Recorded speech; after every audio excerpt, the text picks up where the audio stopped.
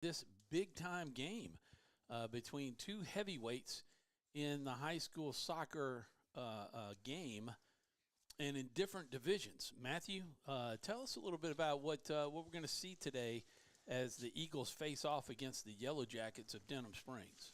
Well, Tom, we're going to see a very intense game, to say the least. These teams have played some very difficult opponents throughout. Right now, as the current power rankings stand, Menard is currently number 1 in Division 4. They've had a total of 14 games. Their record is 10-1-3. So then they've had a very strong amount of opponents that they faced. Denham Springs, however, is in Division 1, and their rank number in the power rankings number 7. They've had a total of 15 games. They are 9-4-2. Currently, I will say, though, Denham Springs is in a very difficult district as well as the division that they're in. Being in Division 1, it's no joke. It's a hard division to be in, but the district that they're in is a very tough one. Currently, their district holds St. Amant and Dutchtown. Those are the leaders of the district, 1 and 2, and Denham Springs is number 3 within that district. There's also Walker, Live Oak, and East Ascension. So this game, we're going to see a lot of physicality, a lot of good communication. We're going to see some good soccer here, folks.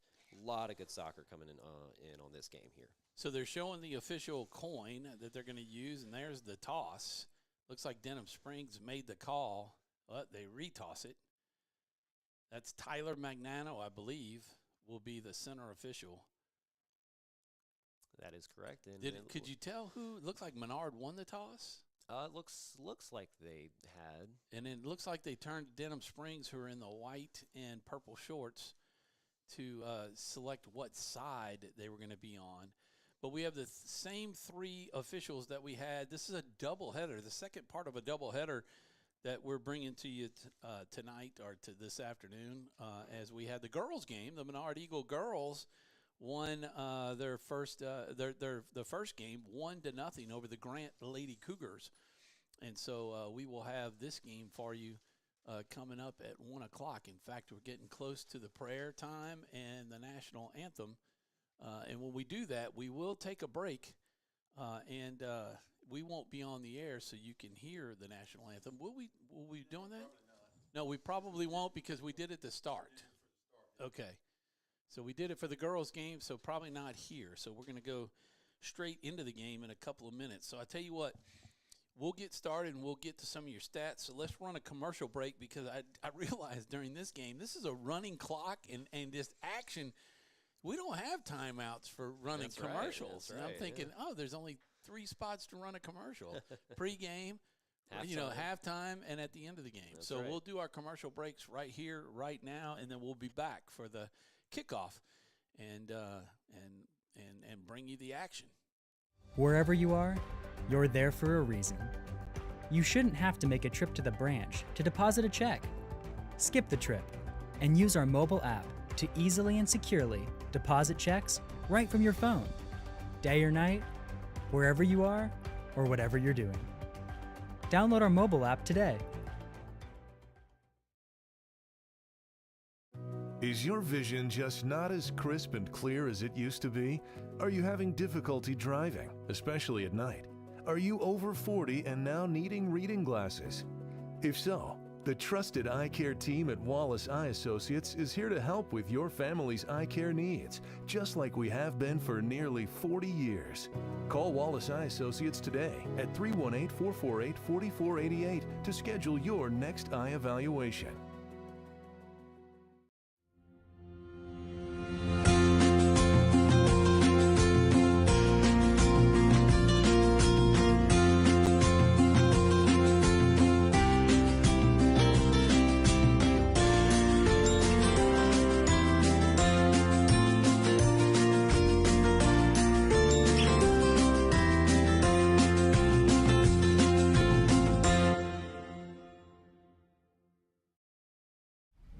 It all started with a sketch on a napkin. An idea created by 2 walk-on bench warmers. And after 10 years of hard work and perseverance to turn their dream into a reality, it's the #1 sports bar in America. Welcome to Walk On.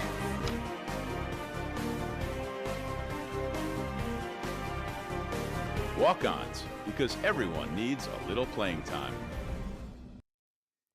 And we're back live at the Eagles Nest on this Saturday morning as the crowds are still coming in. All of them are picking the opportunity to sit in the sun as opposed to the shade of the press box because it's a lot colder sitting in the shade than it is to have that sun on you. But looks like a little breeze coming through, but a perfect opportunity in an afternoon. I think I had the temperature somewhere around 50 degrees it was supposed to be as the kickoff at Denham Springs kicked it off. And this is going to be a high-action game, folks. We already starting off pretty strong. Denham passed it back and tried to do a little setup play, but it looks like Ryan Hicks here is trying to take it in, and no, they just pop it back out. This is number 8 here, Jordan Moore. He is kind of one of the key players to look out for in this game. He has been known to make some good goals, make some good plays here for Denham Springs. Good passing around by Denham. They're moving the ball very well. Menard trying to find a good opportunity for a defensive play, and nice job, number 4. Jad Maida? Yeah, Jad Maida. Did a nice job of stepping in front of that. And I can already see what we were talking about during the girls' game about how fast this action is and just the strength of the kicks. You know, shorter leg movement, but a much stronger kick, that comes off the foot. That's right. I mean, these guys have the leg behind them, so they're going to put the ball where they need to. They're very talented here. Ball goes out by Menard, so it'll be Denham Springs throw in. So Menard wearing the black jerseys and pants with the white collar. I guess they would call it the collar and the stripe down the side, and they got the gold numbers. I guess is that a forest green or is it black? It's black. Okay. There's a kick shot, possibly by number 10, Jingle Arias, but he didn't have good contact. He's kind of limping a little bit now, it looks like. He may have hit a bit of the ground. Came down poorly, not so well on his foot. Looks like he might have sprained a little ankle. So we'll have a goal kick come out. The header out of bounds. Menard will have the throw in.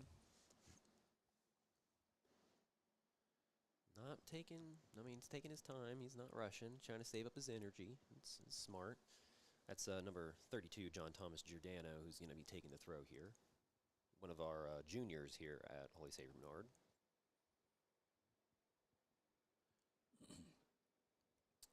Cannot run the running clock because I can't find a soccer clock that'll run backwards. So they'll play a 40-minute half, 2 halves. But the 40 minutes is actually really only 38 minutes on the clock. Number 5 is Ryan Hicks. We talked about him in the girls' game. He's looking for a penalty, being knocked around. And did Tyler ended up calling that? No, it just looked like he let it roll out, or it looks like it rolled out out the touchline for a Menard throw. So we're just going to see how it goes from here, I guess. He's probably going to let a lot go through the center referee, Mr. Tyler Magnano. Like you said, 2 high-power games. What a nice kick. And that ball did go out, according to the assistant referee here on our near side. Tyler Magnano, a nice soccer player on his own, of his own, along with his brother on the far side of the field, Matthew Magnano. And his dad is a really nice soccer coach as well, Nick Magnano, here locally. And Nick will be joining us in the booth for a couple of our games next week. He'll be up here, and Matthew, you're more than welcome to come. As often as you want, man. Awesome, I'd love to be here. I'll text you the games we're covering. Awesome, sounds good. So we'll could have a 3-man crew up here. This is a good set piece by Denham Springs. They did a short kick on the corner kick, and then Jordan Moore taking the pass in to try to get something going here, but no header or anything like that. So good call off by Jankel Arias to take the pass up in the middle. Oh, wonderful flick from Denham Springs, and there's a shot. Okay, it rolls out. Menard seems to be struggling on figuring out how to defend against this attacking Denham Springs it's just so difficult for them to plug the holes. I mean, Denham Springs is finding the opportunity here, and they're just not able to, or Menard's just not able to find out how to stop them here. Well, it's good speed on the Denham Springs team, and they're just hitting their spots. Oh, yeah, very much with the passes. And Tyler with a pass there. Looks like it hit off the referee. So sometimes when this happens, Tom, what they'll do, the referee, they'll do a drop ball right then and there. So they have to stop the game because they did interfere with the ball, with the play. So the referee will stop the match for temporarily and drop the ball to the team who previously had possession. Is usually the courteous thing to do.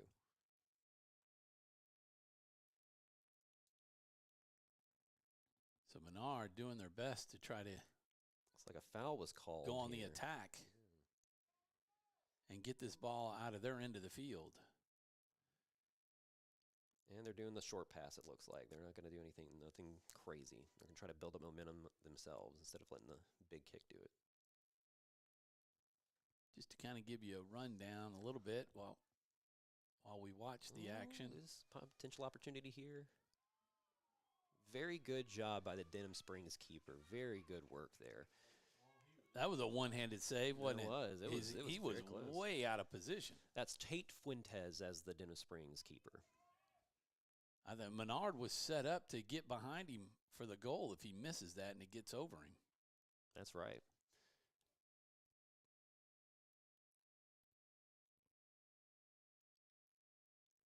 Menard trying to make something happen here down the far side line.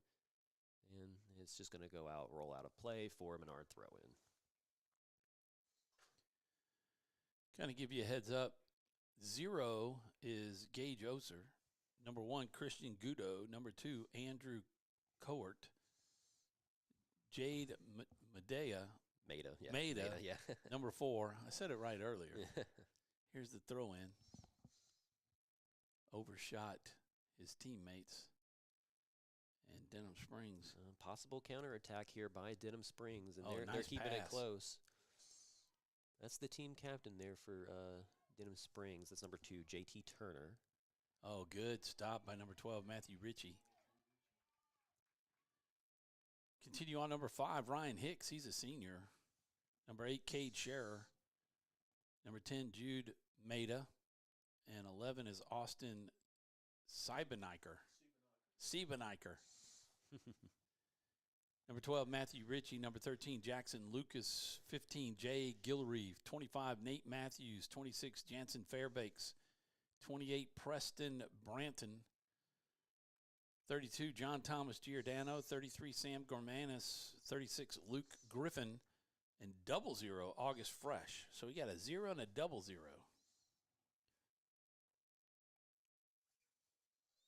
That was a good attempted slide tackle, but he clipped him right towards the back there. That's gonna pull the foul and the attention of the referee. He didn't like that one. The referee did not.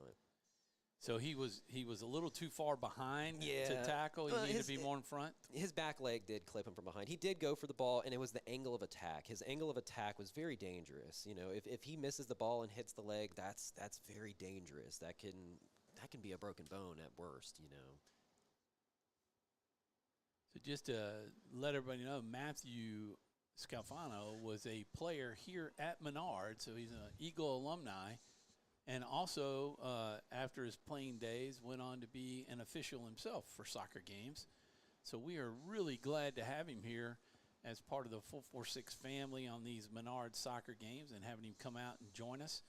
And you certainly are going to have a much more enjoyable game with Matthew helping me out. And then Nick, because I know nothing about soccer. I'm just here to fill time. And you do very good at it. We try to chime in when we need to. So on the attack. Right, nice with a good two-man pass. Yeah. little game right here. With Jude Maeda passing it back to him. Good shot on can he goal get by back? Ryan Hicks. Good defensive clear. Let's see if they can redo this attack here. Jude Maeda trying to put pressure on him. Good try, good attempt. John Thomas Giordano tries to dump the ball off down to Luke there's Griffin. a push. Oof. Yeah, this one's going to be a physical game, which the referee will more than likely let a few things go. And here comes the counterattack, which, that was not too good by J.T. Turner for Denham Springs. He kind of dumped it off a little too quick. So Matthew was saying as we started this broadcast that Denham Springs is a Division I school, and really on a football front, you'd call it a nice. There's a cross / shot on goal, I'd say. That was a very good job by, looks like I think that was number 10, Jankel Arias, maybe? That's Gage Oser with the stop, right? Yes. At goalie? Yep, that is correct. Gage was one of our linemen, offensive and defensive linemen during the football season. And Brian Hicks, who had the shot on goal for the Eagles, was on the football team, and just an excellent kicker and punter for the team. A lot of challenging here in the midfield. A lot of physical play out here that we're seeing. Ooh. And it looks like the referee's going to let that little touch go.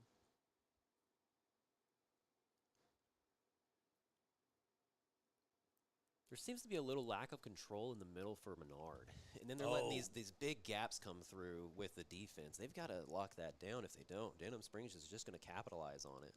What a play by Gage Oser, man. That was taking a chance because 17 was right there.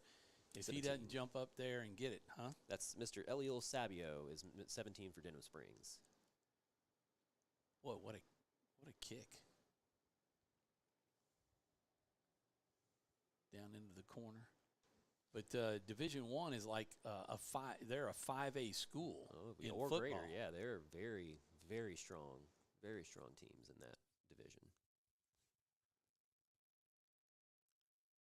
Looks like that's going to go out for a corner kick is what the call is. It looked like a throw-in from here, but we're also about 100 yards away from the field, so it's hard to tell. They got a little ball boy out there. Yeah, this game's going to be fast enough to where they need some help for sure. And the balls are being kicked a lot farther away. Very much so. Here's Ryan Hicks with the left-handed boot. Oh, he had it in there. 10, Jude Maida just couldn't get the ball directed toward the goal.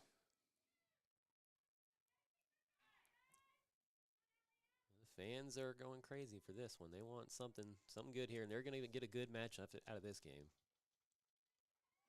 That was a good step up by Jay Guillory.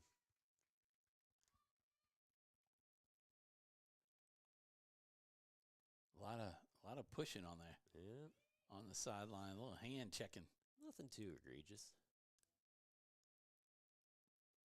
That would be called offensive or defensive pass interference in football. The ball was up in the air. That's right.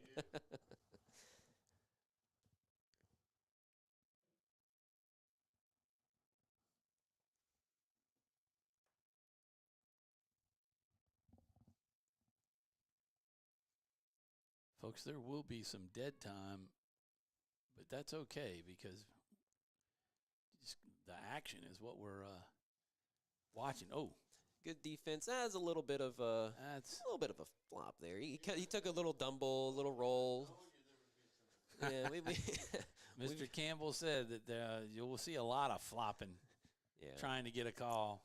You see that in basketball too. Yeah, a lot of flopping instead of taking a real charge.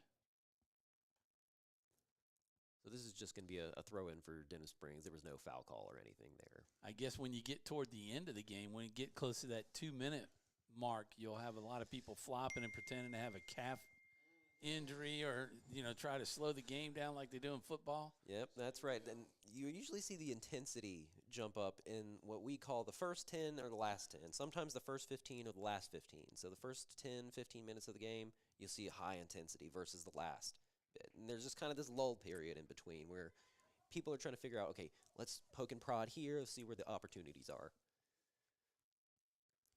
Menard with a very strong throw in there from number 32, John Thomas Giordano. Yeah, and they had it set up, too. Jankel Arias taking it down. He's getting an opportunity here, takes a shot. It's not on target. It's off goal, so it will be a goal kick for Menard. Wide left.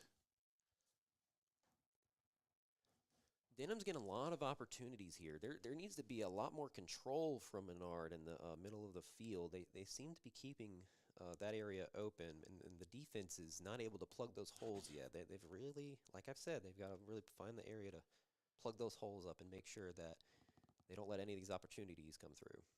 Well, you had said, and Mr. Campbell said, the game is won in the center field. That is Whoever exactly it. controls the center portion of the field. Generally, that is so, yes.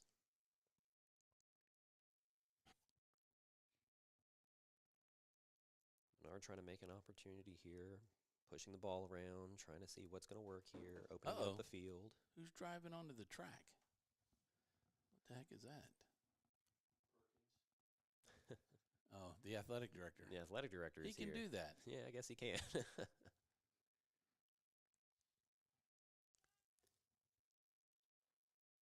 Looks like there was a foul call on against Jad Maida, or for him, I guess you should say. So he'll be taking the kick here. Okay, so a certain foul. Oh, nice header. Tried to get something going here, and there's an opening over here from number 1, Lane Fontenot for Denham Springs. Good interception there. Nice from kick Menard. out.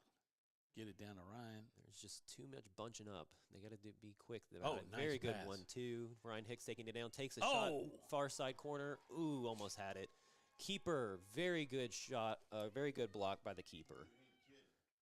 Boy, he had some control on that kick He that did. almost slid it by him, didn't he? Yes, he did. Tate Fuentes with the save. That was fantastic work by Tway. If he wasn't there, he had full extension. If he didn't have that full extension, that ball was going right to that lower right 90. Yep. I could see, where some really good preparation and some film to even looking back at football to see that Ryan Hicks is a left-footed kicker. Oh, yes, he is, and he is strong with that left foot. But don't underestimate his right. His right foot, it's deceptive. No, sir.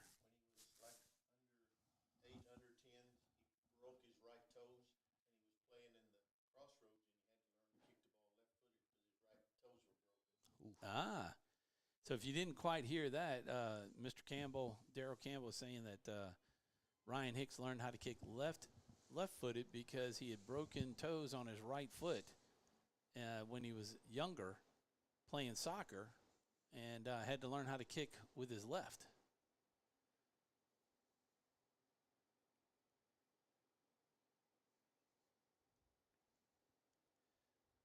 Denham Springs trying to make something happen, but the pressure from Menard is just so great right now. But up on the offensive half, they're doing pretty good. I think they're starting to get their momentum down.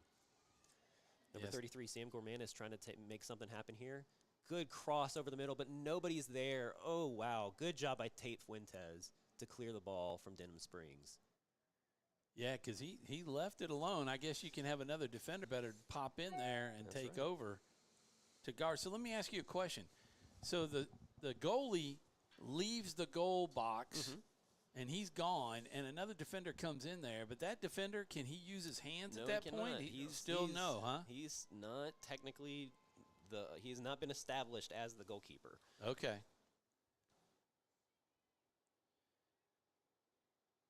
Great tackle there from I couldn't see who that was. Luke Griffin. 50, Yep. 35? 36. Yeah, I think it was 36. Luke Griffin. That was a great tackle. He got all the ball, and then the player ran into him. That's completely legal. It looks like he had some choice words with the person, though, so you got to be careful with your mouth, though, out here. This is a game of passion, too, to say the least. And it's a very physical game, so you got to be very careful here. Oh, into the center. Gage getting out there. Gage gets out there, grabs the ball. Good job by him to stop that potential attack from occurring. Yeah, I'm sure there'll be some jawing going on. Oh, yes. This is a huge step up for this Menard soccer team. Going from a Division 4 to versus Division 1. Yeah. But it's great to have this kind of competition to get ready for not only district but beyond district in the playoffs. That's right. They're going to be having to face some tough teams just like this. So they're going to need to be prepared for anything. Denham Springs trying to make something happen here on the side. Ooh, He kind of tripped on his own. Yeah, it looks like he just kind of. That high blade of grass over there.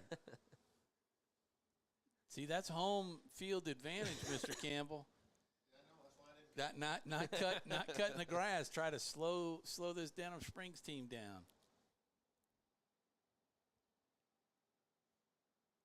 Luckily, that little tumble just gives Menard an opportunity for a goal kick and gives us back to the possession here. So Matthew, just for the audience out there, Matthew playing in his playing days, maybe a little more than a decade ago for the Eagles. Did you play on this field? Oh, yes. I played on this field. This field was not in operation when I was here back in '83. Oh, I graduated in '83, so '79 to '83. All of our football games were played at Bolton. Bolton, yeah. That's what my father had told me too. And of course, soccer. I don't even think we didn't have a soccer team. Soccer's been kind of a newer thing here in Louisiana. But Matthew played on the Menard soccer team, as we mentioned at the top of the broadcast, but did not mention that his team made it all the way to the quarterfinals. That's right. Of the playoffs, which at the time was the record for the Menard soccer program, boys soccer program, was the quarterfinals is the highest. I think it was actually semifinals. That was 2010 was semifinals, and then Semifinals? Yeah, 2012 was my senior year, and that's when we got to the quarterfinals. So it was technically semifinals. Semis. I can't take all the credit on that one. But this Menard team, I say a lot of these players that are on this team were a part of last year's team that made it all the way to the finals, and lost by one in a kick, right? Shootout. Look at the state bracket. It still says the game was 1-1 tie. A 1-1 tie. Yeah, so just a heartbreaker for this Eagle, or the Eagle team from 2023. So high expectations for this Eagles team, and a bit of a friendly collision there in the center of the field, but they're both getting back up. They're a little slow to get up, but they're up.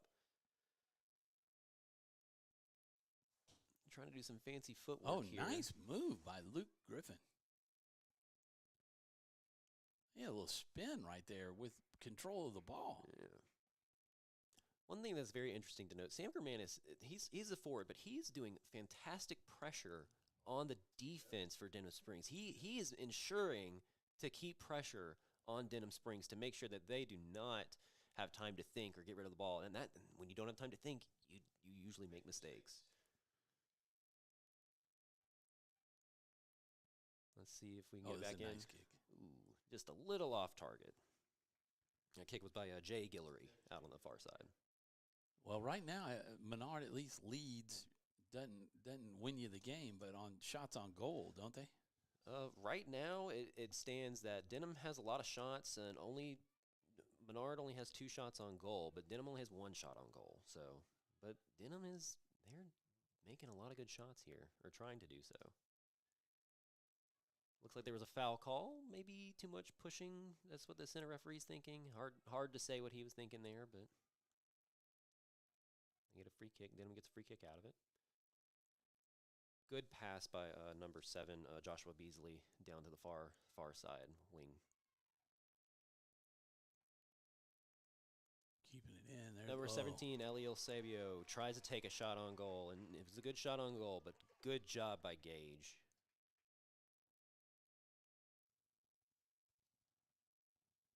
So here he has an option to either do it like a punt that he's doing now, or to put it on the ground and kick it. Yep, he can do that, or he can even throw it out with his hands if he wanted to. Well, that's true. He has to remember, if he puts it on the ground, it's a live ball. Okay. That's exactly it. Releases control of it, it's a live ball. So Mr. Campbell saying if he puts it on the ground and it's out of his hands either way, it's a live ball. So anybody could go get it if he had it on the ground. Saying backing up to take steps to go kick it, to get some power behind it.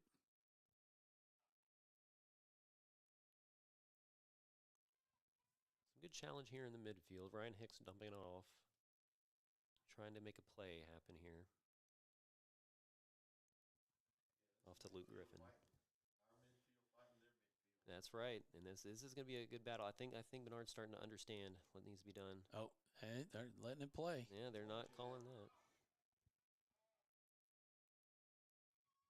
Good tackle by, it looked like, was that Jad Maida? Yeah. Mm-hmm. Number 2, Andrew Court, trying to get something there. Dumps it off to Jad. Jad There's a tries lot to of go pushing forward. right there. Man, oh man. Between number 7 and 24 over there.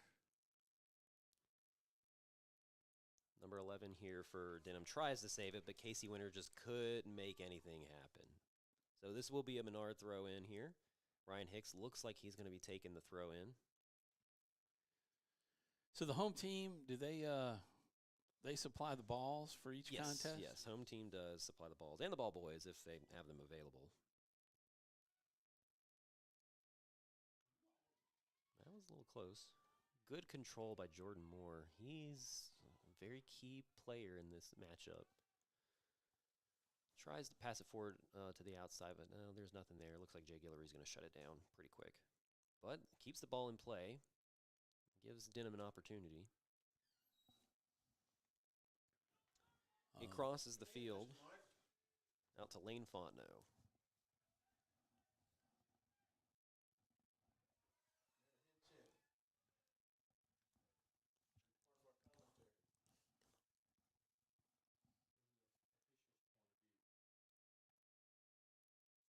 A little under 12 minutes actually on the play clock.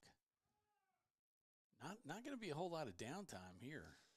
Yeah, they've been keeping the ball in the play for a while, so I'd only say maybe about a minute or so of stoppage time, if that's what the center referee decides to do.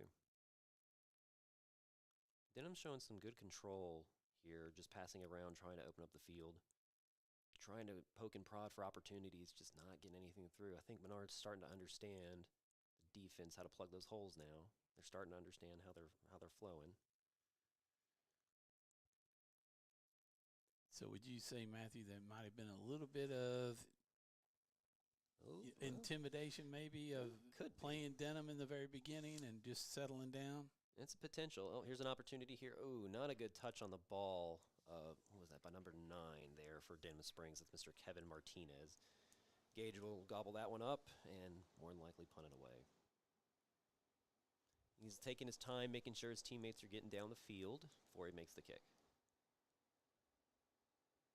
And kind of shanks it off to go out for a Denham throw-in. Looks like there's going to be a substitution for both teams right now. Number 2 coming out, Andrew Cohart. Yep. And 13 coming in, Jackson Lucas. Yep. Jackson Lucas, one of the juniors here for Menard. Andrew was one of our seniors. Ryan trying to keep pressure on the ball here from JT Turner.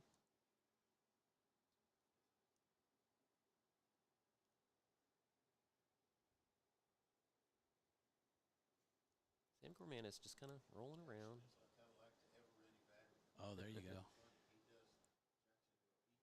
Looks like there was a foul call made.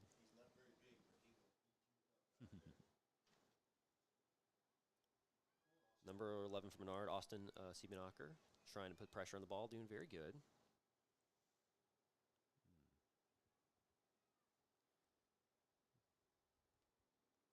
Joshua Beasley for Denham, just kind of rolling the ball around, passing it off to Joel Karski, down to Mr. JT Turner down here for Denham. And Menard gets the ball back, trying to make something happen. That was holding. How's that on Luke? Very interesting call here from the center referee. Looks like he's going for the initial contact instead of what happened afterwards. The initial contact from Luke seems to be what the center referee is calling here instead of the aftermath, which is pretty much normal. Yeah, a lot of times in the other sports, it's always the second act. Yeah, it's always the second act that usually people catch. Kick taken by Denham Springs, trying to make something happen, and not so much. They're trying to open up the field here. And it looks like they're resetting, so they're coming back around, passing the ball around, opening Menard up, see what they can poke and prod, and they tried to set something up here. Just a little too far of a kick by Janko Arias, so this is going to be a goal kick by Menard. Got to get this cleared out and get on the other side of the field and go on the attack. Mm-hmm. So they'll give it somebody else other than Gage after that last punt. Jad made taking the kick, bouncing it around, and it gets back to Denham Springs. Almost looked like that was a set play almost. Kicking it out to Ryan, and then Ryan headed it forward and right to Gormanis. Sometimes sometimes the coaches will do that. Not always, but sometimes they will. But generally, players know to go in the attacking front. But sometimes there is a ideal of maybe not always going forward is the best method. Sometimes passing backwards and opening up the field is just as good. Knowing where everybody is on the field too.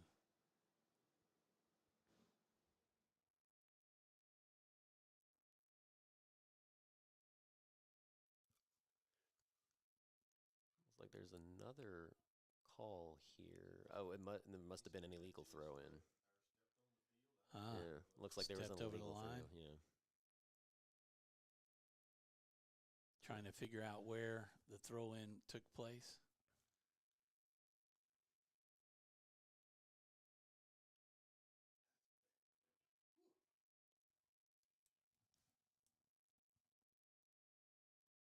Denham trying to make a little miscommunication there from Denham, but number 9 Kevin Martinez saves his own mistake from without communicating. He's gonna reset everything. Yeah, sometimes it happens, but we noticed that Menard has pushed up their line a little bit, and they're dropping back though, a little preemptive on the drop back. But luckily, they're there to gobble it up in the midfield.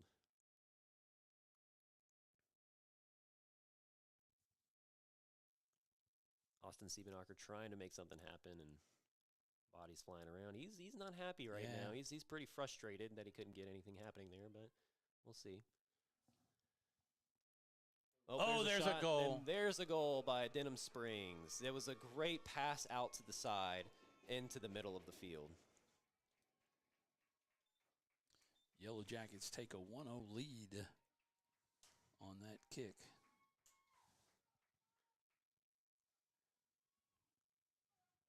It was a very good play. It was very fast, though. It was very quick how Denham responded to the situation that happened down here with Austin Siebenacher, and then they kind of took advantage of it because everyone thought there was something going to be called, and they kind of made Menard a little lackadaisical to get back. So then they pass it on off down the field for a counterattack, and it worked for them, and they capitalized on it.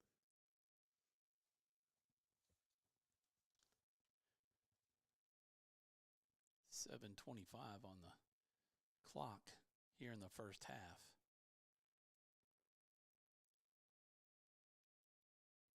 Menard going to feel pressure now to have to get something on the board. The ball went out on the far side there, and Menard's throw in is coming in. Oh, there he is. He's going to take a big run in.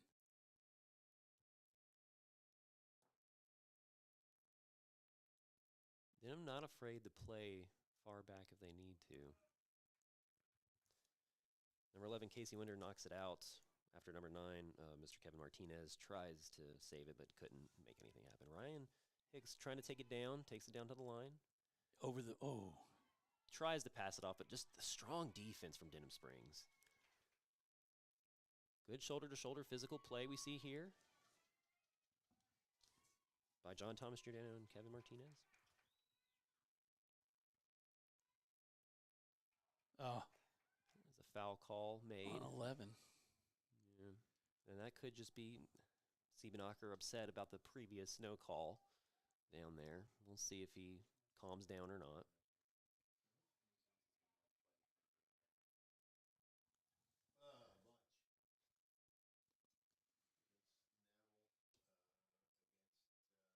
Oh, nice. Good challenge by Jackson Lewis. He's going to dump it off to Gormanis, but not able to do anything there.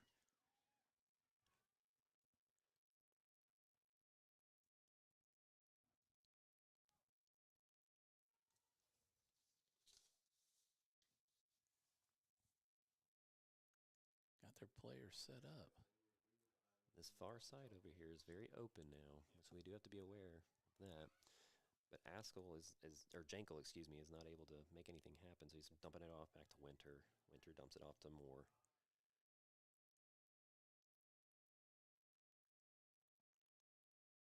Sabio's trying to make something happen and dumps that one off. He got some quick feet. Yes, he does.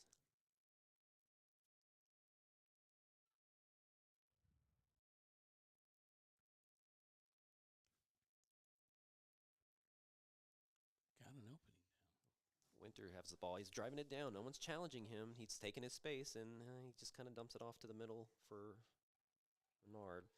Gormanis has the ball here. He doesn't really have anybody in front of him, though, so he's kind of on his own. He's going to need to kind of kill some time. And okay, it looks like he killed enough time and had Kieronski, can't say that name, knock it out of play. Easy for you to say. I know, right? Some more subs coming in. 2 or 3 of them Looks coming like in it's for 3. Denham Yep. Springs. And they're subbing out that front line. You notice that? So they're keeping their forwards fresh, giving them rest, getting in their next players for the front line up, keeping Menard's back line a little tired while Denham is staying a little more fresh. Yeah, Gormanis out now as Coart came back. Gormanis' first time to be sitting out, but he's been all over the place. Short throw in. Siebenacher knocks it up, but nothing really comes from it.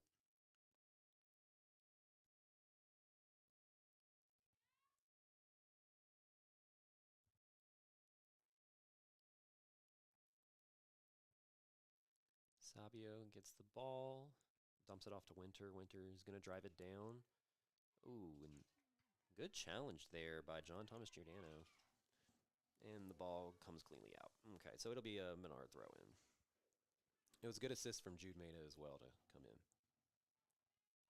Yeah, it's much different. They got 2 ball boys at least on both sides of the field to keep this action going quick.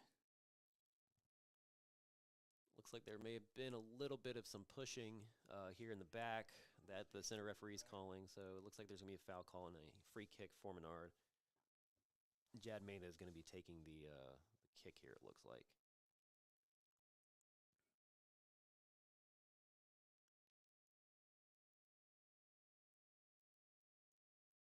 Looks like they're trying to do a little bit of a set piece here, Menard is, and here comes the kick.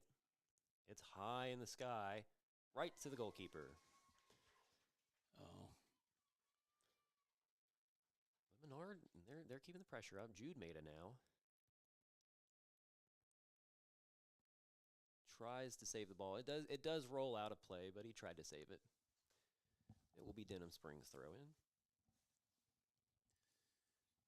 Only 13 seconds left to get to the 2-minute mark, so we're closing in on halftime here. 1-0 lead, Denham Springs, the Yellow Jackets over the Eagles here in the first half. And there's the 2 minutes. So the time is now being done by Tyler Magnano as the center official. Arias just taking the ball down, Oh, dumps here's it a off shot. to 60. It's a 1v1 against the keeper. Nice And job by Gage Oster to come up and take that first shot off the heel, and then the second shot just went wide right. Caught a break there, but Oger did a nice job of getting to the ball. Did I call that right? Yep. Matthew? You got it, Ogier, yeah. Anthony Howard with the shot on goal by Denham Springs. Arias to take the corner kick now.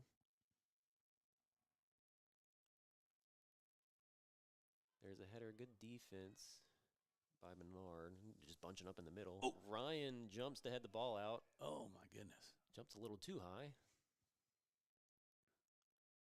Landed on his shoulder. Yeah.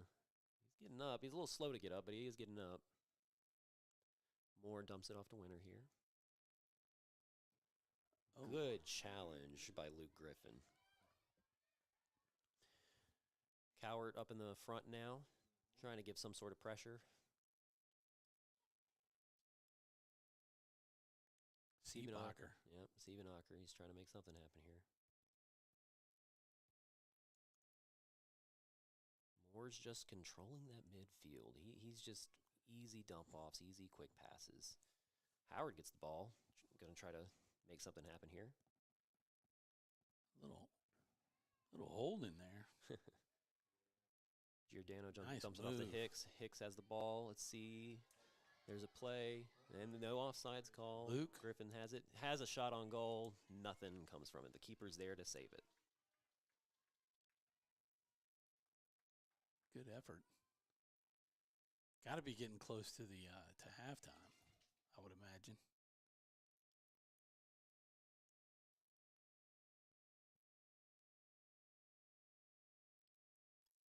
Sabio there to receive the ball from Fuentes.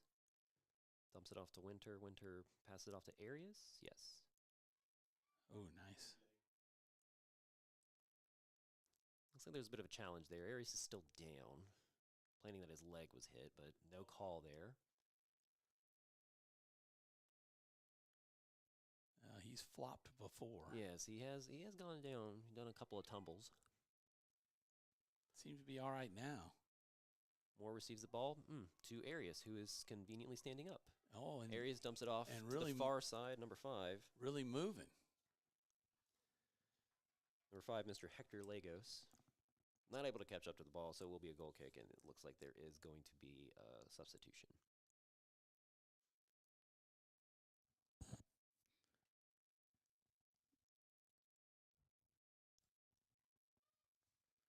Just trying to see number 10, Arias. Oh, is it? Arias, yes. Arias, he went off the field. He was substituted out.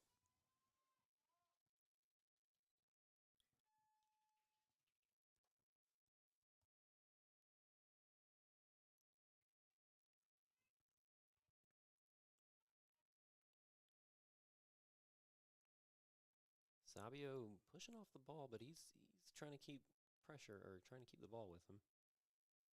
Yeah, both he and Siebernacher were Yeah. little give and take there. There's Turner. Oh, nice job by Tyler Magnano. Get out of the way of the ball. Yeah, that's right. Good clear by Giordano.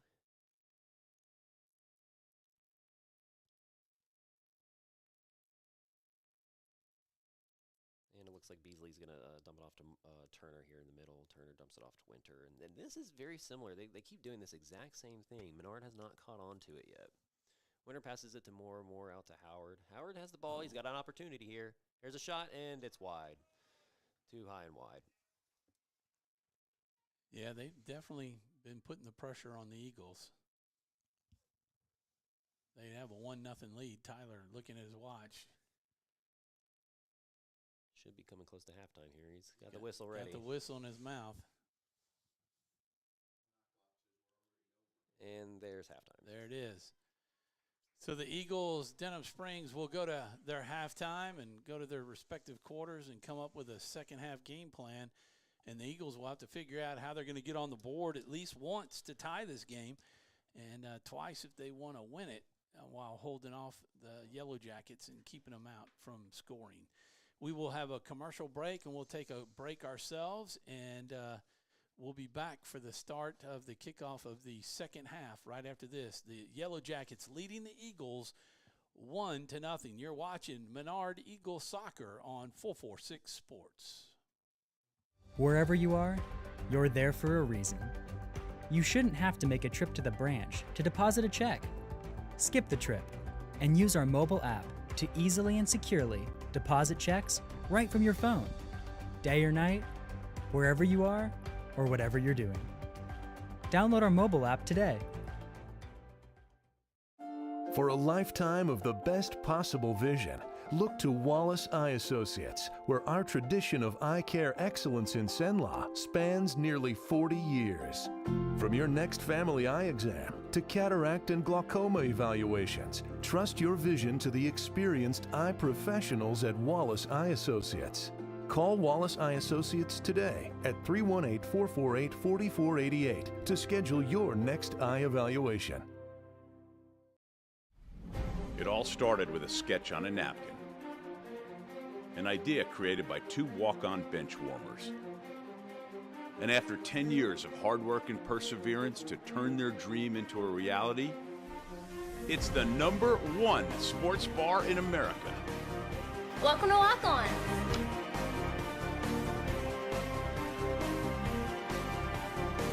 Walk-ons, because everyone needs a little playing time. BK Distributors is proud to support high school athletics on 446 Sports. BK is the one-stop shop for trophies, banners, awards, letter jackets, and just about anything award-related. And now, welcome BK Apparel and BK Promotions to the family for all your spirit apparel needs and anything you need to brand your business. When you think of anything you need with your name on it, think BK. Check them out on Facebook or at bkdistrib.com. BK Distributors, Apparel and Promotions in Pineville. This month, as we gather with the ones we love, let's take a moment to give thanks for the blessings in our lives. When it comes to protecting what matters most, trust those who care about your family as much as you do. I'm Jason Hawk, your local Farm Bureau insurance agent. I'm here to help you protect what you hold dear. Whether auto, home, or life, have peace of mind knowing that your family is covered today, tomorrow, and for years to come. So talk to Hawk at 318-791-HAWK or online at talktohawk.com and let us help you protect what matters most. Hi, I'm Kimberly Harrell, Certified Residential Appraiser.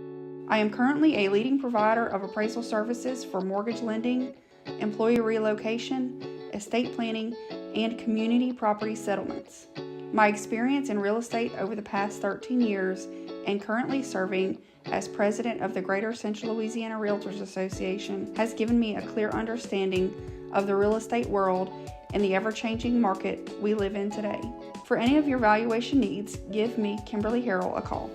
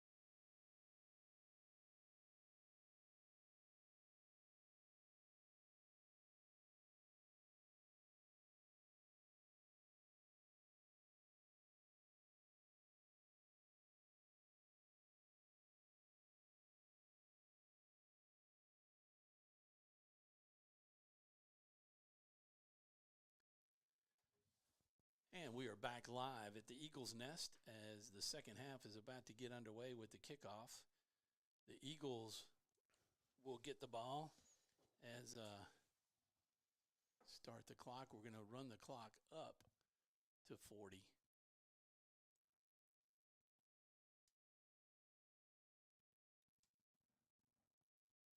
Just some good little statistics here. It looks like the total shots from Denham Springs totals to about 8 or so. 4 of those 8 were shots on goal. Menard had 3 shots on goal. A total of 3 shots from what I collected. Yeah, and of those 8, 1 went in. That's right. For the Denham Springs Yellow Jackets, and they lead it 1-0 at the start of the second half here. So, a little over 40 minutes to play in this one, and the Eagles, if they want to get a big upset here, will need to find the goal here. And we go back to what you said pregame. The Eagles are number 1. Yes, for Division 4, they are. Their power rankings currently are number 1. And the power rankings for Denham Springs in Division 1. Yes, is number 7. Number 7, and that's a 5A division basically. Oh yeah, it's the top of the top. I mean, it's the elite, really. This is a great prep game for with the Eagles, get them ready for district and the playoffs. That's right. Currently, the Eagles are 2-0 in their district, and Denham is 1-0 in their district. Ryan Hicks taking it down got the line. An opportunity. Dumps it off. Oh! Cowart tries to make a shot, and he gets a shot. He tries to get a shot off again. Wow. What a setup by Hicks. Couldn't get the just initial. Whiffed on the first kick. Yeah. Cowart tried. Oh, it looks like Denham may be making a counterattack here. Yeah, the Eagles a little slow to get back after that miss. Yeah. Kind of staying in that moment too long. Arias has the ball here. He's going to try to make something happen. Tosses it off to Sabio, who's wide open on the side. Kicks it, and it bumps into Matthew Ritchie. Nice block. It's going to be a corner kick for Denham Springs. It looks like Arias is going to be taking the kick here.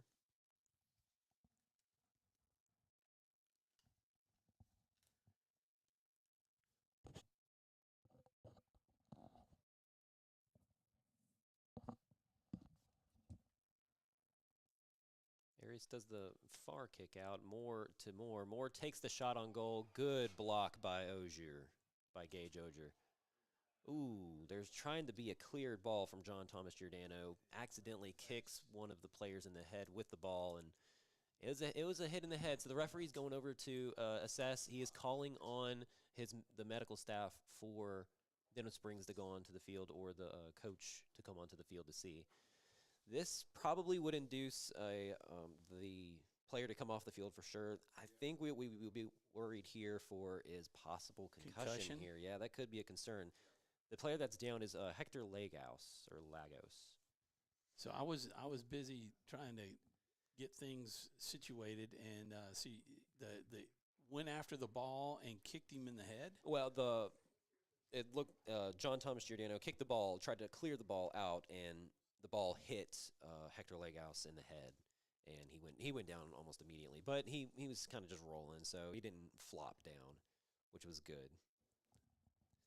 Yeah, and he's walking off on his own. Yeah, he's taking his time strolling with the coach, but we'll see. Yeah, they may have to. It was a hit to the head via the ball, so they may have to do a concussion protocol, but we'll see. As The now we're going to Eagles continue. Now on the attack, Hicks again. Hicks did a nice job of getting around everybody and set up that pass for a possible shot on goal, and the whiff really was the best chance I think we've had all along, except for that one kick by Hicks. That was a great stop by the goalie. Menard had an opportunity, but lost it off. Arias tries to make something happen for Denham, but kicks it far and out. And it's now Menard throwing. Arias is fully recovered. Yeah, he seems to be fine.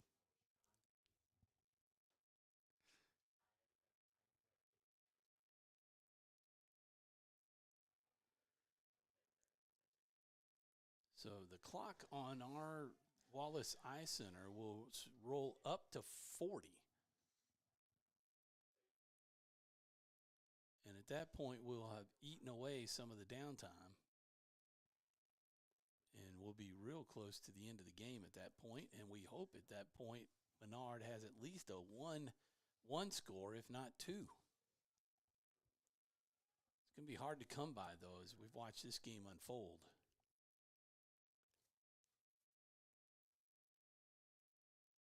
Denham trying to make something happen, just passing the ball around. Well, and they're not in any hurry. I mean, Not as at you all. said, the clock is the enemy of Menard with another nice kick Look by a Arias. little fancy footwork here by Arias. Sabio gets the ball now. Oh. Good fancy footwork. Takes a shot on Oh. goal. Goes through Gage Ogier. That will be another goal for Denham. That was pretty.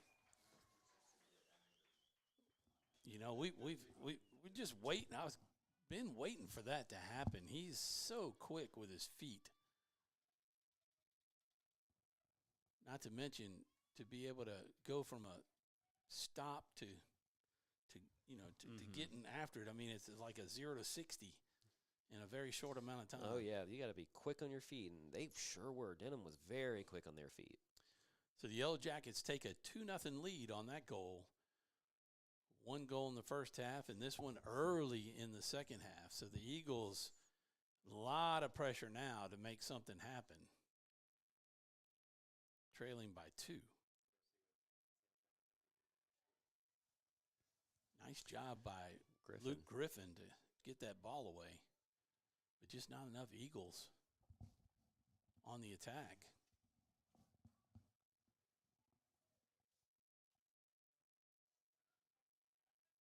They can Denham can pretty much slow walk every time now.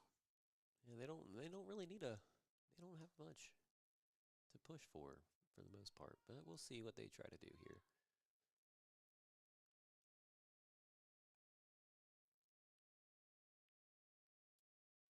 Oh, there's a flag. That's I think everyone knew that one was even as a non-soccer knowledgeable. I saw that one. That was a real tackle. Yeah, that one was. That was by Matthew Ritchie. Fantastic football tackle. He there. should have been playing for the Eagles in football season. That's right. It's like Arias is going to be taking the kick here, the free kick. Oh, that's number 7, Beasley, who tries to head it on over, but it rolls out.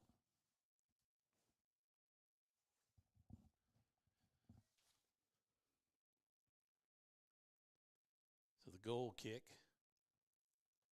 by Maida, Jad.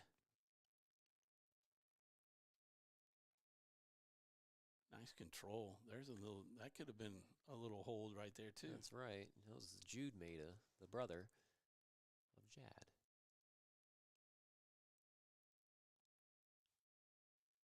Is that a fatigue move, Matthew, It or could be just a frustration?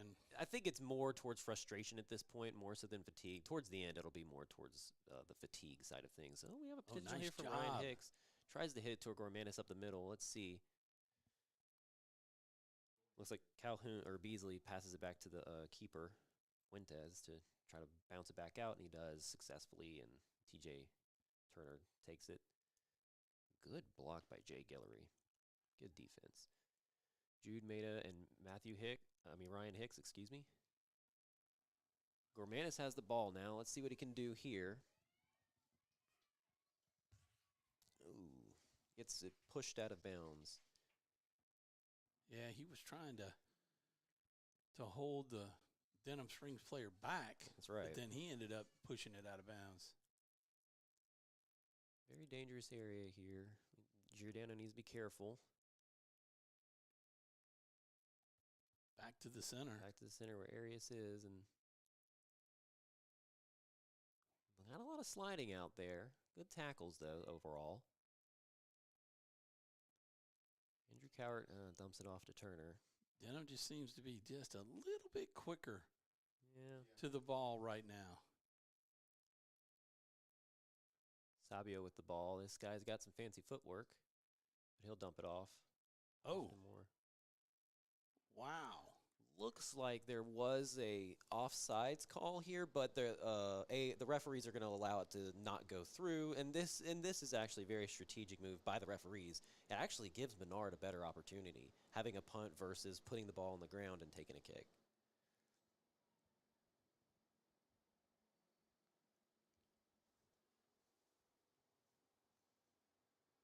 Well, that's kind of a smart move by the goalie just to play with it a little bit because there was no Menard player threatening. Right. There's a little hold. Yeah, from Richie again. He's going to have to be careful. Yeah, because that one created an advantage. That's right. Like that's more trying to direct traffic, it looked like. Turner takes a shot on goal. Ooh, that was a close one.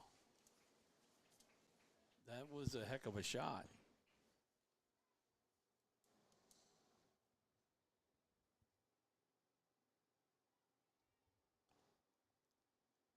That was just over the top bar. It actually went in between the goalpost and the soccer top bar of the soccer goal.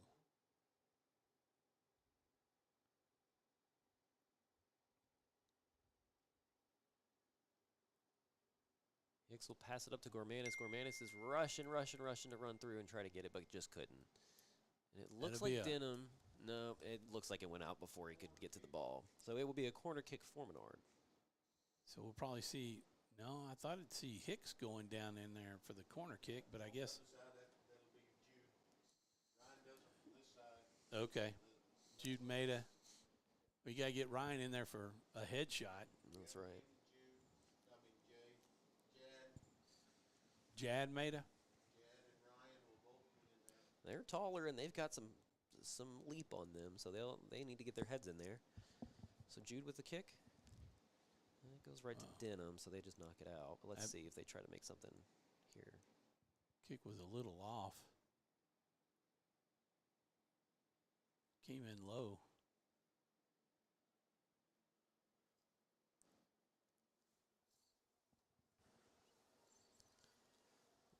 It's like the kick bounced off ball? Gillery. Yeah, that'll be Denham's ball, it looks like. That's what the assistant referee had shown.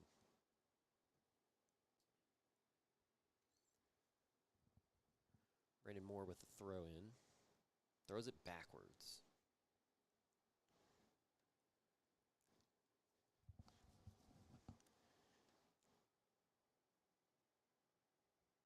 Winter crosses the entire field down to get it to Jordan Moore.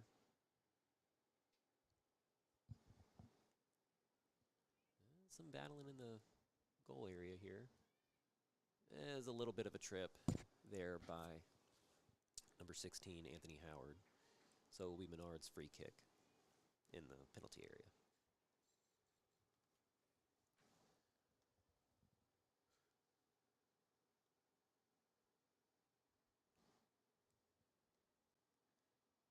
Griffin will take the ball, passes it back out towards Lucas, or Guillory, excuse me, and down to Cowart. Siebenauer, then Cowart. Cowart takes it down, tries to get it off to Gormanis, but it goes off a little too far. It will be Denham Springs throw in.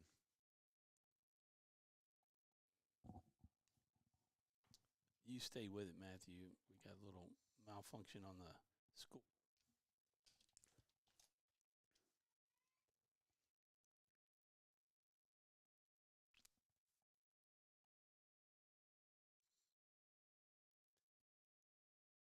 It's a good opportunity here for Denham Springs to just kind of hold the ball. They don't really need a big rush to push it too hard or anything causing too much pressure, because then they may overextend, giving Menard an opportunity for a counterattack. Kind of like right here, actually. Ryan Hicks steals the ball from Arias. Ryan Hicks tries to pass it off to Gormanis. Gormanis not able to get there, but the ball pops out, and Cowart tries to make something, but not able to. And this is what I mean. Denham Springs doesn't really need to push the ball too hard. If they do, there is a potential for overextension. If they do overextend, Menard has the opportunity to come and score a goal, which was great for Menard. It looks like Arias did go down after that little collision, so he is going to kind of hobble on out. may have gotten a little clip in the back of the heel from what it looked like.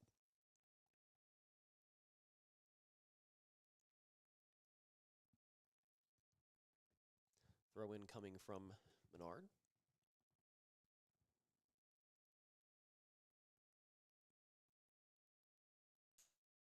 Ryan's throwing it in. Right to the Denham Springs keeper, who will dump it off very quick, and they're playing the quick play here. It's a 2v2. Ooh, that's a foul. That's a dangerous foul. Looks like we're gonna have our first card here. Looks like it's gonna be a caution. I don't think he intended to. Probably did not intend to do it. You're probably correct, Mr. Campbell. But however, this will be that I would consider that a tactical foul. There are different kinds of fouls that, as referees, we look at. This one specifically is a tactical foul. This was a clear advantage from Denham Springs. This is a possible goal-scoring opportunity. But what Jay Guillory did, even if it was an accident, it was still a foul. He did trip him from behind. So because of that, he stopped a possible advantage. This really does contribute to having a great scoring opportunity. So this is what we call a tactical foul out of this. And so that does indicate unsporting behavior, which is one of the reasons to get a yellow card, which is unsporting behavior. Oh, there's a push right there, There's too. a push, and it looks like the center referee's starting to notice that this game's getting a little intense. So that's looks like he called a foul, so we'll be on the ground, and this is going to be a kick for Menard. And they did substitute for Guillory. Yes. Right after that penalty.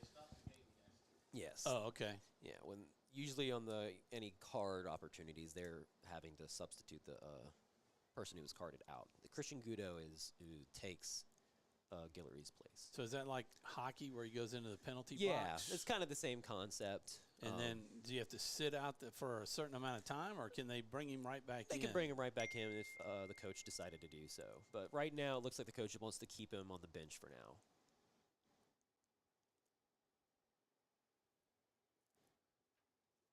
A little behind. Howard with the ball, trying to pass it off to Moore, back to Howard. Nice Howard move takes a there. shot on goal. Wow, that was a great hit on Howard. It looked kind of weak at first, but it had some nasty spin to it, and it curved right into Gage Ozier's and right into his hands. Yeah, he did a nice job. He went down on the ground, I thought maybe a little bit early, but able to get his hands on the ball for the stop. Ryan Hicks trying to make something happen here. Passes it off to Siebenacher. Siebenacher tries to get it to Coward, but not able to do so. Ryan's still on the ball, though. He's driving it in. He's got a shot. Here comes a shot on goal. There it is. And the Eagles are on the board at the 23-minute mark. Ryan Hicks with the goal. 2-1 now. Cut the lead in half for the Eagles. That was nicely done. That was 1-on-5. Yeah, he dribbled it right in from the far side mark and just dribbled it all the way through those defenders into basically the 6-yard box there and took the shot. Boom, right there. It's hard to miss when you're 6 yards away, but it does happen. Well, it is, but you get Ryan Hicks in that close with the control he has. Oh, yeah. And the power he's got to kick the ball. And I put my money on Hicks. That close. Oh, yeah. So this game's not over yet. It's 2-1. This is still a one.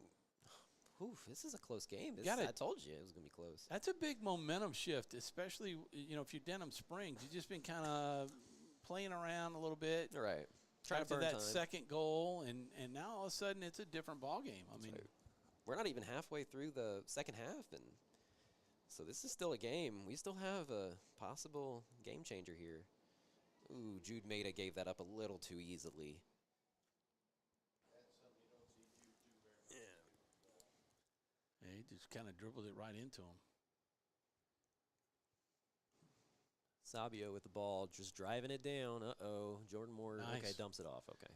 Christian Gudo did a nice job of getting in the way of that one. They were trying to I don't know if you call it, if this is proper terminology, but a back-footed kick. Yeah. To hit number 17. What's his? Sabio? Yeah. Sabio's a soccer player, man. He's got some feet on him. He's quick, and he's not afraid to get pushed around. you wonder, a name like Sabio, that's not South Louisiana. So, what, exchange student? That's a possibility. I'm not really sure.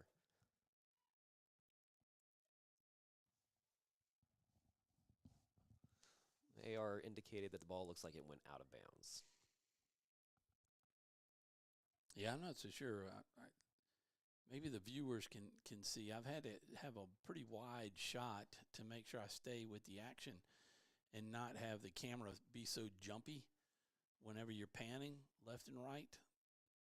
And so they probably have to look really hard to even see the far side official over there. Maybe they can catch the flag going up. Yeah, that's what they're there for. Oh, there's a nice pass. Beautiful to Howard. pass by Jordan Moore. But, looks like there was an offside call. Yeah, good job, Tom. You're getting it. Well, that was Howard out front.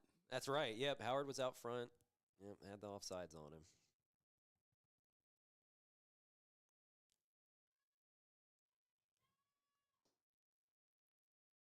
And Denham Springs gets the ball, tries to drive it back down.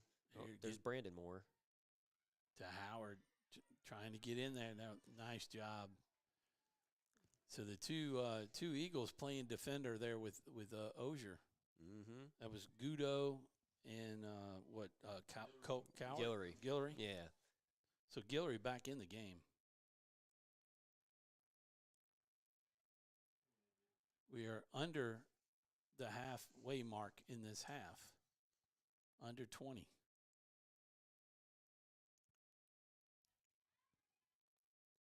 Ryan gets the ball, dumps it off to Jude. Jude still maintains control after a little bit of a challenge, but they're slowing it up. They're trying to find an opportunity here, but Denham's just giving them some good pressure. It's hard to get the ball out whenever you get all this pressure on you. Yeah, they definitely got the defense a little box and one almost. That's right.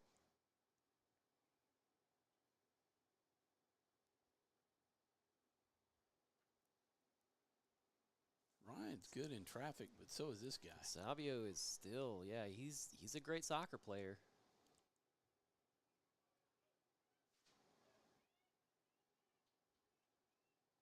Howard dumps it off to Savio. There's potential here. Savio's trying to get around Christian Gudo, but he's not able. Okay, finally gets rid of it. That was a nice defensive play in the goal box by Guillory. Now they got some numbers. They if may they have can a get their momentum spacing here. Yeah. They may have some momentum here. They can't stand so flat-footed. Getting a little lackadaisical. They may be getting a little fatigued now, Tom. They're just getting a little more flat-footed here. Yeah. Oh, there's a trip. Yeah, there's a bit of a foul on Ryan Hicks. And that's a card. There's a yellow card, our second caution of the game. It's the number 15, Brandon Moore. And he's yes. And he did a cross sign. Is that because he had a few words for him afterwards? The referee will cross his arms like that on purpose to signify that there is a stoppage in play, that this is maybe a little longer than normal stoppage in play. And usually after every card, this is a stoppage time. So if he stops his clock. Okay. Yeah, when he stops the clock, technically the clock is supposed to stop until it restarts, which he's supposed to make a signal when it does, but he doesn't always do that. This is kind of more of a mental and proper thing that is done. Yeah, and he just started it back. So goalie keeper comes out, punches it out. There's a bit of a collision there. Jad wants did not get a good foot. Boy, that was a setup right there. It sure was.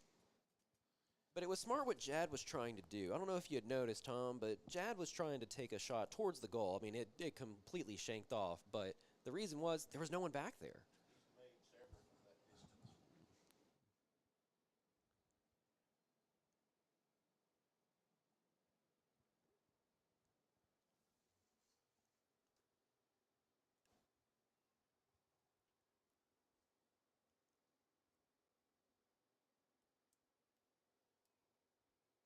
Still a lot of challenge here on the midfield. Trying to make something happen, both teams. Menard's really itching to get another goal here, though. Jad boots it up. Ooh, They've got that's not a good header by number 3, Tristan Calhoun. It bounces off. Cowart gets the ball. Get it back to the middle. You can see Ryan's even tired. Yeah, trying to make something happen. Jude trying to make a play here.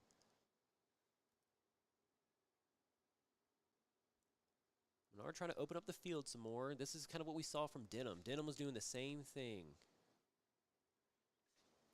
They're trying not to force it. Forcing it causes mistakes, and Menard needs to be aware that Denham is putting a lot of pressure on him. Oh, that's a nice kick. Set up, get it over to the middle. It looks like Menard had lost it, but they're still trying to maintain some form of pressure. That'll be a throw in for Denham.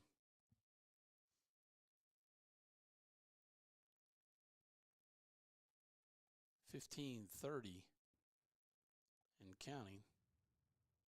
We lost our scoreboard. It's 2-1 Denham Springs. No, not. I mean our scoreboard on the telecast, the live stream. Arias with the ball, bounces it out down to number 9 here for Denham, Kevin Martinez, who takes the ball in. But offsides? I don't know. There's no indication from the referee. I'm not too sure what he had called there. And that was a penalty from Jude Maida. And, because he referee, threw it? Yeah, that's, you don't want to do that. That's getting the referee's attention. The referee did signify that he did not want to see any more of that play when he did his arms like that. It looks like there's a little bit of frustration coming in from Menard. That was number 10. That was Jude Maida, yeah. Arias with the kick here. Takes the shot. Shot on goal, bounces off a Gage. Oh, he gobbles it back up, though. That was a very close one. Nice recovery by Ozer.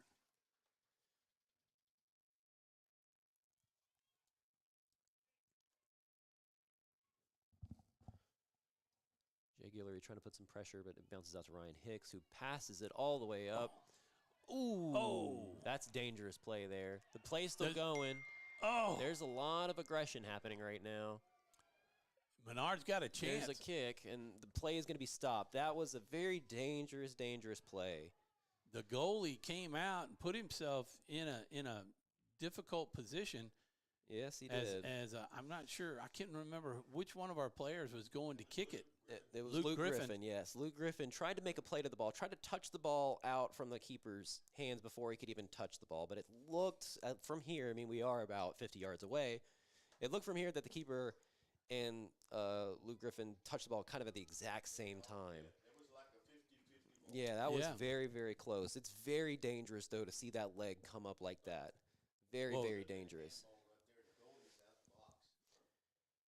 And it looks like the referees are getting together to discuss, but the head coach was called on by the referee, and now the coaches seem to have some words with the center referee from a distance. So, well, he was called on to take a look at his player. Right.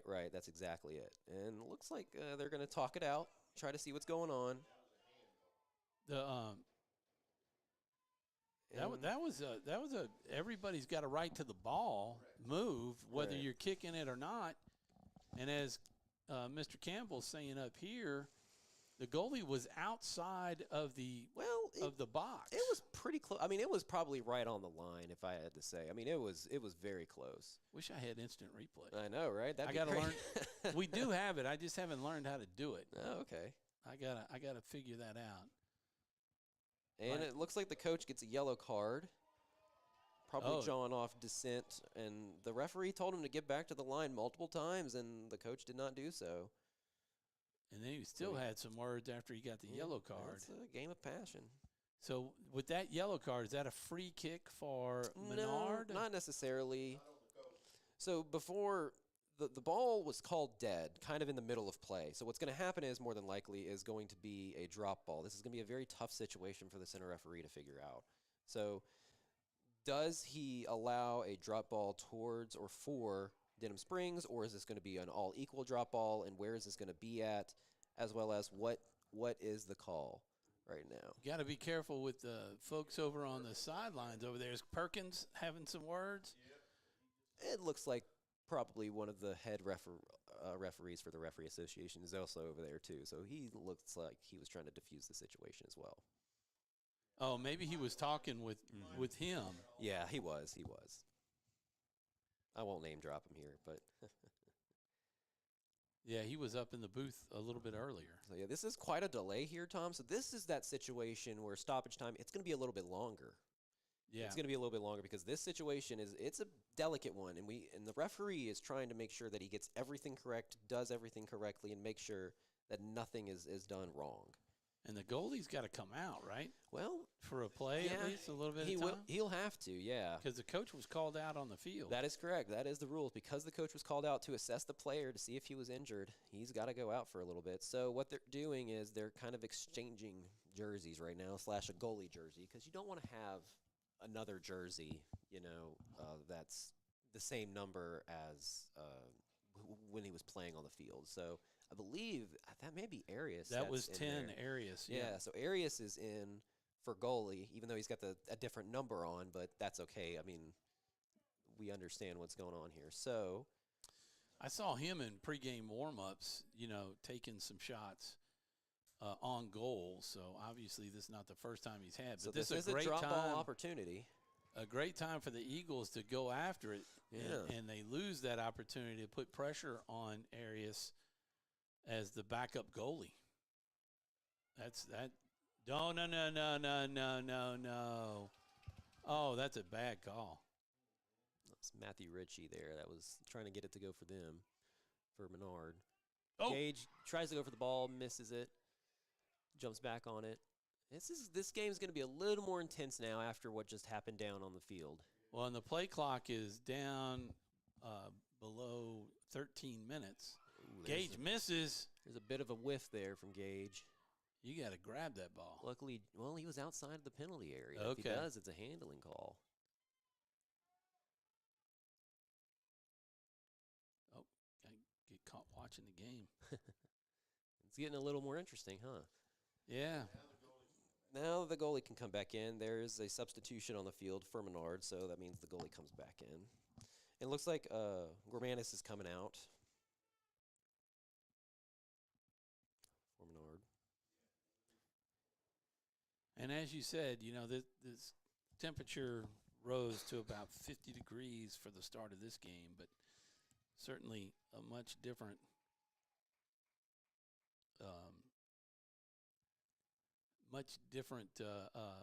coolness out there. I mean, the goalie doesn't even have an undershirt on. Yeah. And he's standing still longer than everybody else. That's right, yeah. He's got a potential to cramp up, too, if he's not careful. So he's got to stay warm.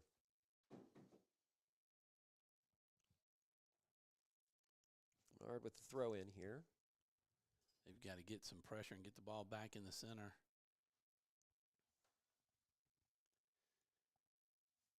Get Ryan back involved. Boy, there's some nice foot action there. That's right. That's number 5, Hector Lagos, who went out earlier off of an injury. Oh, yeah. Head injury, but it looks Took like the he was cleared. ball off the head. Yeah, looks like he was cleared. Or the coach made the decision to say that he was cleared. Well, after he just did that spin move a couple of times and he didn't fall down, I'd say he's pretty much okay. Yeah. Anybody got a concussion and spins like that, I don't think you're going to make it through the whole rotation. Siebenacher gets the ball. Looks like the head coach for Menard, Ian, is trying to get something going here. He's getting passionate over there on the sideline. This intensity definitely rose up, folks. Oh.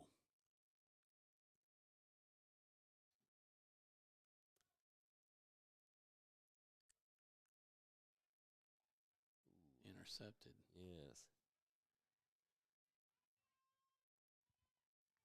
Let's see what Guillory can do here. Okay. He's got it going He's trying to get Denham's something. way. Oh, there we go. Now he's – oh. Yeah. Notice something happened. So it's going to be Menard's ball.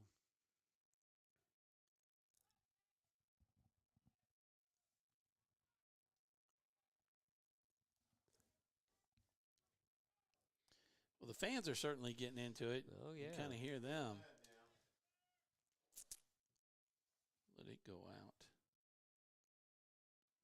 That was Brandon Moore with that kind of delay tactic, it looks like.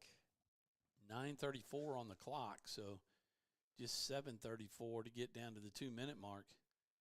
But we will have some extended playing time afterwards with the 2 injuries.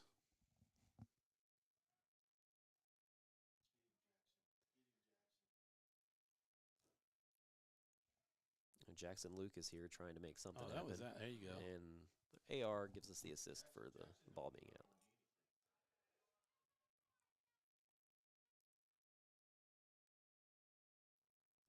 Nice kick Good back. play by Lucas and Hicks here. Hicks dumps it off to Lucas. Lucas, passes it off to the middle where no one's at. That's unfortunate. Jad pushing up on the defense. Good play by Guillory. Good defensive move. Turner with the ball in the field for Denham. Passes it up forward. Plays the long ball. Arias has the ball. Takes the kick. That's going to go in. Slowly rolls into the field. Ozer kind of out of position there, trying to go get the ball, but just couldn't get there in time as Arias squeaked it by him with just enough energy to get the ball in the goal. Yeah, there was a strong bait kind of coming out. It looked like the ball was going to come in easy, and Gage wanted to come get that ball, but not easy enough. Arias was there and just slowly gets it around him and just passes it on through. There's no one behind the goalkeeper to stop the ball. That's a heartbreaker there. That could be a dagger for the Eagles as they now go back down by 2. 3-1 the score late in the second half. Some of the fans are thinking the same thing.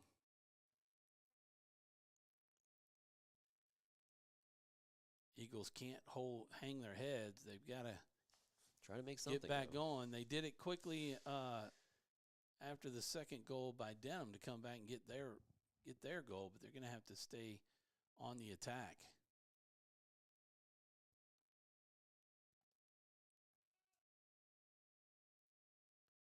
Ryan fighting off. Andrew Coward trying to do a little fake there, but it didn't work out for the play. Ball gets to Sabio. Guillory then takes it and passes it around. Trying to make something happen. Lucas trying to be on the ball here. There we go. Good pressure. Arias with the ball. Gets through Jude Maida. Jay Guillory knocks it into Arias, and it goes out, so it will be a throw-in for Menard.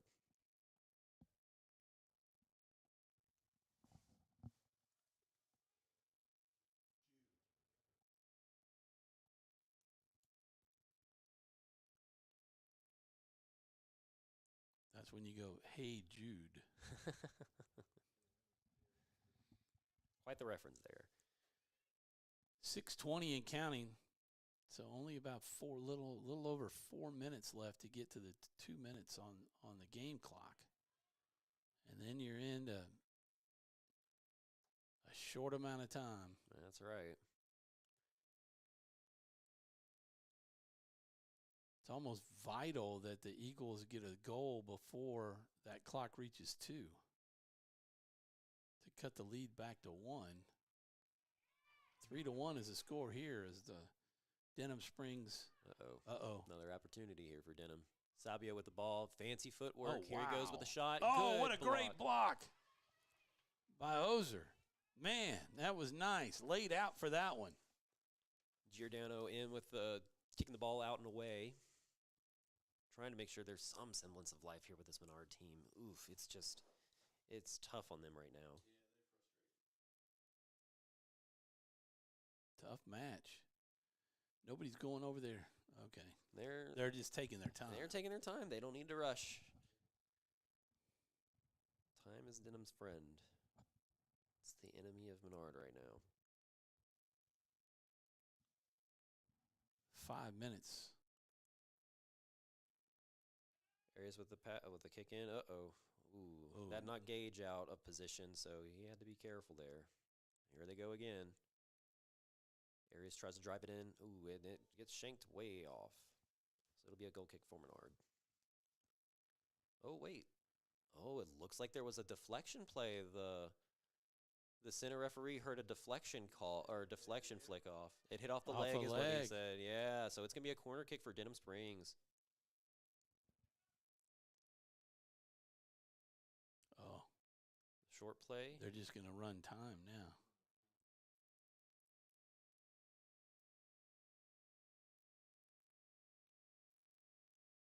Ryan tries to clear it out and will successfully.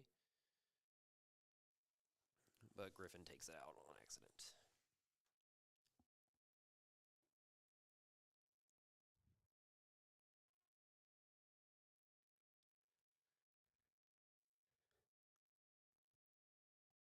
Calhoun with the throw for Denham. Oh, there you go. That's a time burner there. That's right. They're not trying to do anything too crazy here. Just let the time come on down. The goalie keeps it in play as Winter. well. Winter boots it pretty far up the field down to Gage Ozier, but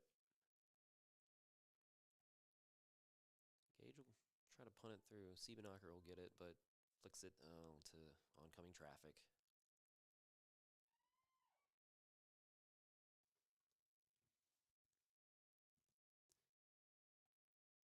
Oh, Sabio again with the ball. Dumps it off to Moore. Oh. Nice job. Good job by Jude to clear that ball out. Who gets to clear it?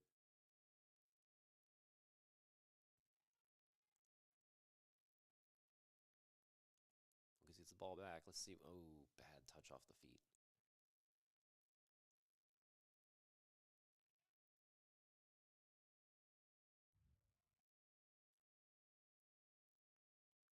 Sabio's just running around with the ball. I mean, he started this near side here and ended on the far middle, but carelessly dumps it off to Cowart. Ryan's got some speed. He can beat him. Yeah. Oh, got to be careful there. But it was a very good job by Ryan to try to make something happen.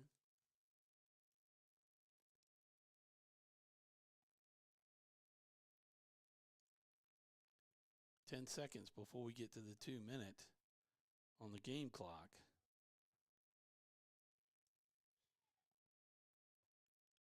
And there we are. Now we're just on the referee's call now and on his clock. So time is short. And the Eagles need 2 goals to just tie the game. It's 3-1 Denham Springs here at the Eagles Nest. And we have no idea how much time is left. What would be your guess, Mr. Campbell? 3 minutes. 3? Matthew? Yeah, I'd probably say around 3 to 4, honestly. That's probably, I'd put money on that.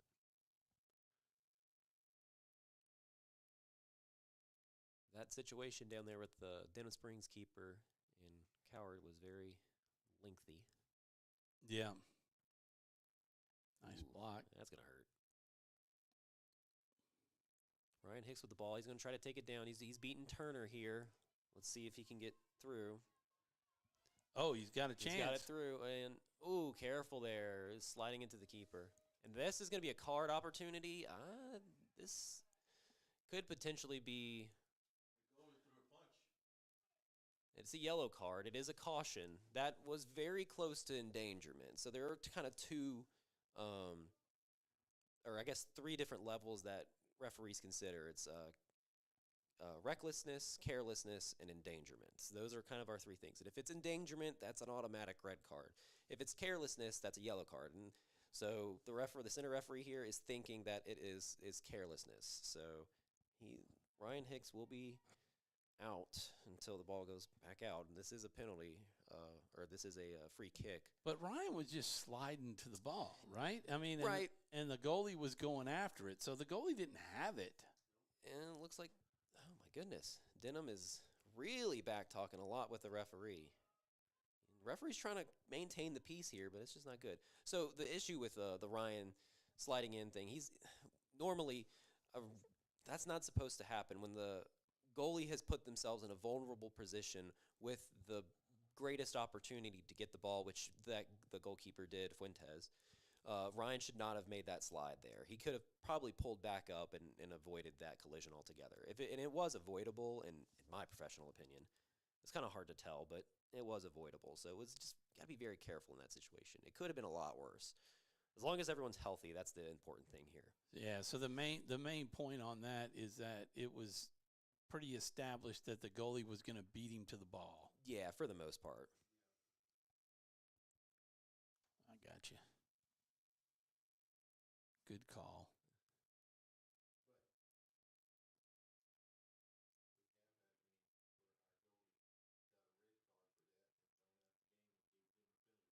Oof, that does make it tough.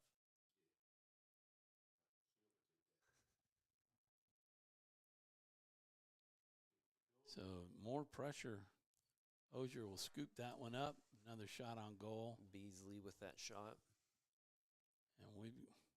And that was another little stoppage of time. There we Yeah, go. it was. So it may be a little bit longer now. I kind of put my money on the 4 minutes more so than anything now. Well, I guess they're keeping Ryan out, huh? They didn't bring him back in. Doesn't look like it. I think that's a good. Okay, Giordano's in. Oh, Gormanis is in. Yes, Gormanis took the place of Ryan. I guess the Menard coach realizes that there's not much time left and maybe to avoid injury. Avoid injury or anything else going on. Mm-hmm. So if you get a red card, do you have to sit out the next game? That is correct. Yes, you do have to sit out the next game. Ooh, there's a potential shot there. Oh. Ooh, passes it back. Okay. Gormanis trying to make something, yeah. But yes, if there is a red card, you would have to sit out the next game. Okay. And you can really only get a max of 3 red cards. And then you're out for the season. Yes, there are kind of sprinkled in there. There are some fines to the school if there's like a second one, I believe. Yes. So that is one of the things that has to be taken into consideration. There's I guess I call it anger management class. It's not actually called that. That's ultimately what it is, though. It's an anger management course class thing, but that's not what it's called. So you would have to take that, though, as a player and or a coach if a coach does get a red card. Okay. Well, Tyler Magnano looked at his watch, and he's not put the whistle to his mouth yet. And he said something to one of the Denham players as to how much time they were checking with him, and they didn't like his answer. Yeah, they may be giving him a lot more time than they want. But this setup is taking a long time. Yeah, it's some good passing, but right now you need to really go on the attack, Menard. Okay, there's a possible opportunity here. Gormanis is in there. Oh, there's a shot. Oh, that was a good try by Jackson, I think. I think that was Jackson Lucas. Yep. So it was a good try by Jackson. Get something. Something's better than nothing. Yep. 3-1 the score as we await Tyler Magnano, the center official, to tell us when the game will be over. The whistle's going in the mouth right now. What's that? Oh. It looks like he's stopping time for an injury that's on the field. Number 2. Yeah, that's JT Turner, the captain, one of the captains. So that adds a little more time.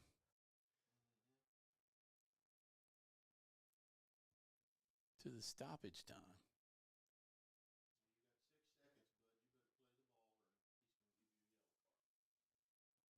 So he's told them that the ball's in play.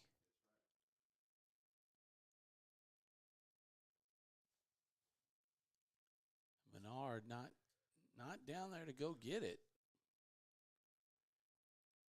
I think they hate to say it, but it looks like they've almost given up. It's very unfortunate to see from a team of this caliber, but there's no victory formation. It really isn't, no. In soccer. There's a nice move by Guillory. Okay, here we go. It's Guillory here making that play.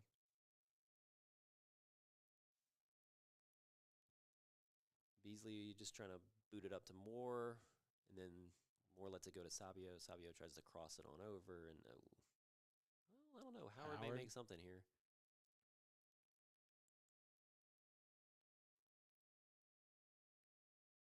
Been a good action. This has been. And some scoring as well. 2 goals in the second half for Denham Springs and 1 for the Eagles.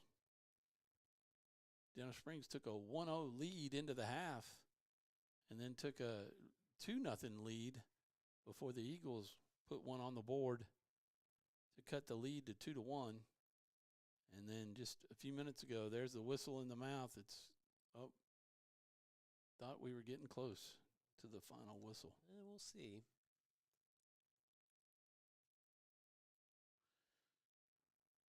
Arias with the shot way off target. The famous line. Oh, that would be there's the whistle. So the Eagles will drop this game to Denham Springs, and you can't really be too upset about it. I mean, they played hard. It was 3-1 the final, but they're playing a 5A team, a Division I team. Oh, yeah. Who is one of the top teams in the state. Yeah. And they were hanging there.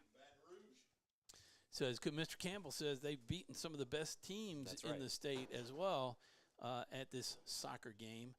So the Eagles, this to me was a real preparation game. Yes. You know, to be put under pressure and something that they may face in the playoffs. That's right. I think that Ian, the head coach for Menard, is going to recognize he needs to make sure his players keep their heads cool. You know, because that frustration towards the end there, that I think that caused to a lot of problems. But it was a very good job, very hard fought by both teams, and Denham Springs just comes out with the win. But it was very, very good game all around. Everyone did a fantastic job. Yeah, we'll just get a shot of the school board since I lost my school board during the game somehow. We'll figure that out, but we got the audio. And I just want to say thank you to Mr. Campbell for adding your knowledge, you know, and during the game to be able to let us share with the folks who have tuned in or may have tuned in or will tune in to the game after it's been played and rerun. But Matthew, you did a great job. Thank you. Thanks for stepping up. I'm glad that the thought process was there by your dad. Oh, yeah. And I guess he reached out to you. Yeah, he did. And because I know he reached out to me by text saying, hey, you know, what about Matthew? And I was like, yeah, man, send him up. So next week I'm going to send you a text as to when we're playing, when we're covering again. I think it's Thursday. We have a doubleheader Thursday, right? Yeah. Girls and boys. And